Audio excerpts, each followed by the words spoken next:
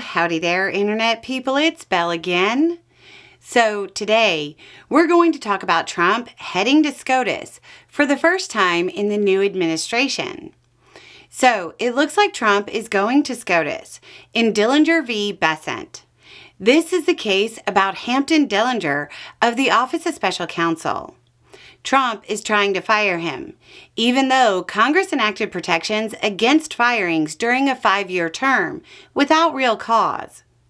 The laws say he, quote, may be removed by the president only for inefficiency, neglect of duty, or malfeasance in office. If you missed it, we went over a bunch of cases to watch like this over on the roads last Thursday. I'll put the link down below. Okay, so a federal district court temporarily blocked the firing while the case is being considered. Then, the U.S. Circuit Court of Appeals for the D.C. Circuit said they wouldn't intervene and reverse the block. That means the Supreme Court is the next stop. So, why did the appeals court decline to intervene? Generally speaking, temporary restraining orders are not appealable. The court said intervening, quote, would set a problematic precedent.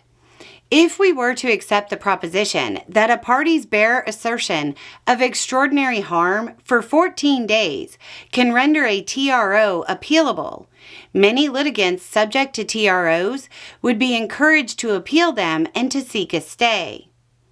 Dillinger's argument is simple. There are protections specifically designed to stop this exact kind of firing. What's the Trump administration's argument? A bit more complicated. They'll say that the 1935 Supreme Court precedent in Humphrey's Executor v. United States is unconstitutional. That would mean Congress doesn't have the authority to put in protections for people at independent federal agencies, which would mean the protections requiring cause for a firing would be void. There's a non-zero chance that the Supreme Court buys that argument, but that may not happen right now.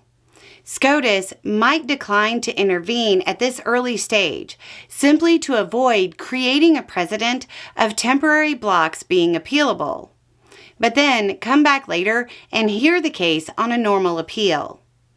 If the court declines to intervene, we might get a glimpse at their thinking if they write short summaries of how they feel about the case. We should know whether or not they'll intervene early this week, probably in the next couple of days. But at this stage, with this particular appeal, I'm not sure we're really going to be able to gauge how the Supreme Court is going to treat Trump through the rest of his many cases that are heading their way by how this one is handled. That's why most people are watching this one. But this is an outlier case in an early stage. If they decline to intervene, it doesn't mean they're going to box Trump out. Conversely, if they do hear it, it doesn't mean they're just going to dance to his tune.